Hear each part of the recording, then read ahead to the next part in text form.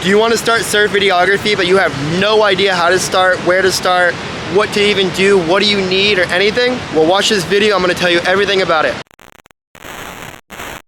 What's up, everyone? My name is Peyton Willard. I'm a surf videographer. I've been filming surfing for the past 6.5 years of my life. I've worked with brands such as Red Bull, Stab, Surfline, Billabong, and all the others.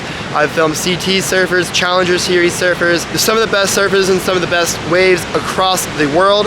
Right now I'm in beautiful Portugal, which is where I live, right by Super Tubos, which is one of the best waves, one of the best beach breaks in the entire world. Today I'm going to be telling you guys how you guys can get started with surf videography. The main thing you need with surf videography is a camera. My camera, I use a Blackmagic 6K Pro, which is a professional cinema camera. It's a cheaper cinema camera. It's about 2,600 euro. My personal suggestion, if you're going to be starting with surf videography, is to get a Sony camera. Sony cameras are incredible. Next, you're going to need a lens. Now, with most beach breaks, you can get away with a 100 to 400 millimeter. That's probably the most perfect range you can get. They are a little bit more expensive. So even if you have a 70 to 200 millimeter, that'll make it fine. But you need a long range telephoto lens to at least reach 200 to 400 millimeters, if not more. Just because if you look behind me, you're filming from here and the surfers are all the way out there, so you need to be able to reach them. The next thing you're gonna need is a tripod. A tripod is extremely important just so you don't get shaky clips like this. You don't want that when you're filming surfing. That drives me crazy. Don't do that. Do not do that. That's terrible. If you have stable clips, your clips look way more professional, which looks better, which can make you even more money if you want to make this a job. I'll list my tripod and all of that somewhere on the screen to tell you guys what I am using. Next thing, those are the three main things you need. Next, you're gonna need an SD card, depending on what camera you have, SD card, CFast card, or an SSD drive. But I use an SSD drive with my camera, but with your camera, it's probably a beginner camera, depending on what camera you're using, so you can use an SD card. And you're also gonna need an SD card that writes at faster speeds. My SD card that I'm using to film this right now writes at 95 megabytes per second, which is pretty decent. Also, cameras nowadays, most of them shoot 4K. That's perfect. 1080 is kind of going downhill. It's not really as popular. It's not like that good anymore. I mean, of course, 1080 is fine, but it's not professional looking. If you want to have slow-mo surfing clip, you have to film at 60 frames per second or more. Frame rate is extremely important when it comes to surf videography. If your camera shoots 4K at 30, you cannot slow the clips down. Now, the clips will look great in fast motion. You cannot slow the clips down. But if your camera shoots 4K at 60, 4K at 120, perfect. You can slow your clips down to nice, silky, smooth, just super slow. To start, you can use auto settings or whatever, but once you start to get used to it, do not use auto.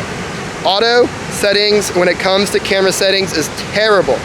That's just gonna make your clips look very unprofessional because your camera settings are gonna change throughout the clip depending on where the sun is. So don't do that. You have to use manual settings. You have to learn your camera, learn f-stop, learn shutter speed, learn ISO, learn all of these three things because these three things are extremely important when it comes to not just surf videography, but all videography together. But filming on the beach is relatively easy. So you think. It's really not that easy. You have to stay focused and you have to stay dedicated. If you're not staying focused on the beach, depending on who you're wanting to film or what you're wanting to film, you're gonna miss clips. And if you miss clips, you're no good. Missing clips is no good. Don't miss clips. That'll make you look very unprofessional and that'll make me mad because missing clips is not good and I hate when I miss clips. And that should make you mad too if you miss clips. Now it does happen, but don't let it happen very often. Now the camera settings that I use when I'm shooting in manual mode, majority of the time I am shooting at 1 240th of a second for my shutter speed, which is how fast your shutter is rolling. And the higher the shutter speed, the sharper the image, compared to the lower the shutter speed, the more blurred out, speed blur the image looks. I will show some examples around here somewhere. F-stop. My F-stop, it depends.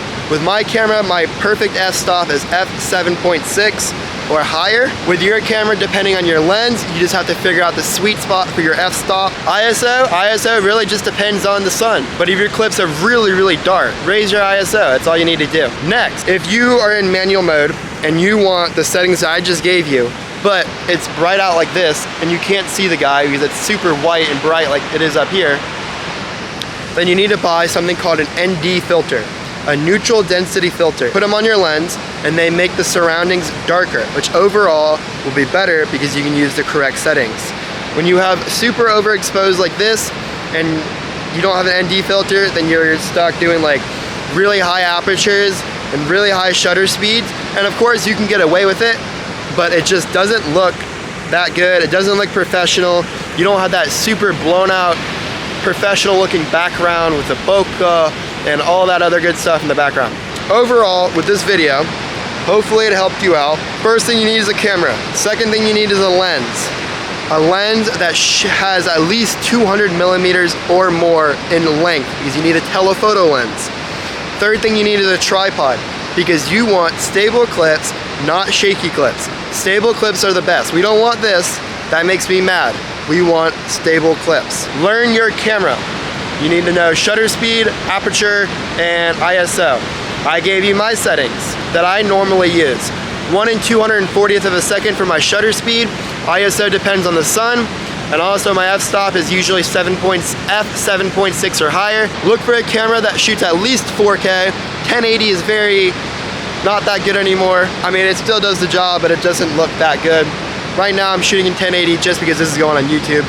But normally when I shoot my surfing clips, it's all 4K or 6K. If you want to slow down your clips, make sure you get a camera that can shoot at least 60 frames per second or more. That way you could slow down and get those smooth, silky clips that everybody loves to see on Instagram. The main tips I can give you is film a lot. Film as much as you can to gain experience. Experience is the main thing you need. The more you film, the better, of course, you get at it. Also watch people on Instagram, their clips, just to see how silky smooth they are. Dan Scott, whew, silky smooth. Look at that. Shh. My clips, sometimes silky smooth. Just takes experience and it takes learning. So good luck with everything. I hope this video helped you. Make sure to subscribe to my YouTube channel for more content. Make sure to follow me on Instagram and get out there and enjoy shooting and have a great day.